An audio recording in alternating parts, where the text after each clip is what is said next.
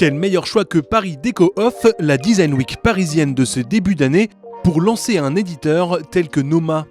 L'originalité de ce nouvel acteur français du mobilier, ces objets sont entièrement ou presque conçus à partir de matières recyclées. On s'est dit qu'on ne pouvait pas faire de l'édition de mobilier aujourd'hui et on ne pouvait pas entreprendre de toute façon aujourd'hui comme on pouvait le faire il y a 10 ans peut-être ou même 5 ans. Et donc on a décidé de mettre le développement durable au cœur de la problématique, au cœur de nos réflexions, au cœur de la société. Et du coup ça change pas mal de choses, on s'est posé beaucoup de questions. La première chose qu'on souhaitait, c'est que ce soit des meubles beaux qu'on ait envie d'avoir. Et qui, quand on parle de matière recyclée, n'est pas forcément une chose qui vient tout de suite à l'esprit. Donc pour nous, c'était important que n'importe qui puisse être séduit par ces meubles, qu'il connaisse ou pas l'histoire, qu'il connaisse Noma ou pas, qu'il soit juste amateur de meubles et qu'il ait envie de les mettre chez lui. Ça, c'est la première des choses. Ensuite, si on s'approche un petit peu, on verra que pour tous ces meubles-là, il y a 75% au minimum de matière recyclée. Que ce soit de l'acier recyclé, que ce soit des tissus faits à partir de fibres recyclées, que ce soit des plastiques recyclés, que ce soit des déchets de pierre, des déchets de bois, etc. Après un colossal travail de sourcing des matériaux, Bruce Ribet et Guillaume Gallois, fondateurs de Noma, se sont tournés vers des designers confirmés pour concevoir leur première collection d'objets. À commencer par Sam Baron qui a dessiné des bougeoirs et des vases.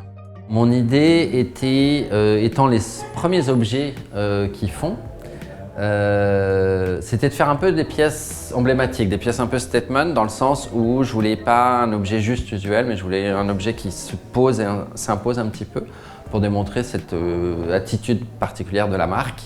J'ai utilisé donc des restes de marbre d'une carrière au Portugal, et ce sont des restes de marbre parce que en fait c'est un mélange de sable et terre fossilisée, avec des petites cavernes de vide, et ce vide se transforme en cristaux avec l'humidité qui était contenue dans l'air.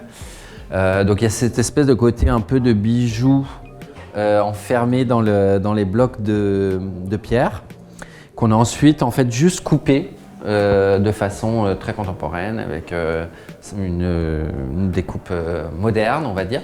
Donc c'est aussi ce contraste d'une technique très actuelle avec quelque chose qui a eu besoin d'avoir des milliers et des milliers d'années pour être créé. S'il se qualifie d'éco-responsable, Noma n'en demeure pas moins un éditeur de mobilier contemporain où toutes les typologies d'objets sont représentées.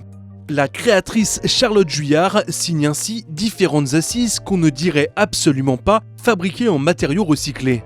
Pour moi, c'était une façon de dessiner qui était complètement différente d'un autre éditeur où, en règle générale, on me donne un sujet, dessine-nous un canapé ou carte blanche, c'est-à-dire que je peux proposer des choses aux éditeurs. Ils avaient sourcé cette matière qui est vraiment une matière...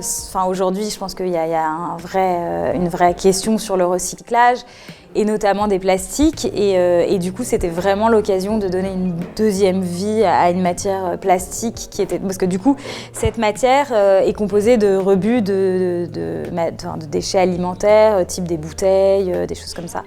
Et exactement, le point de départ de ce projet a été véritablement cette matière plastique. Avec son positionnement haut de gamme et ses créations à la fois esthétiques et responsables, Noma débarque dans le design avec tout ce qu'il faut pour se faire un nom.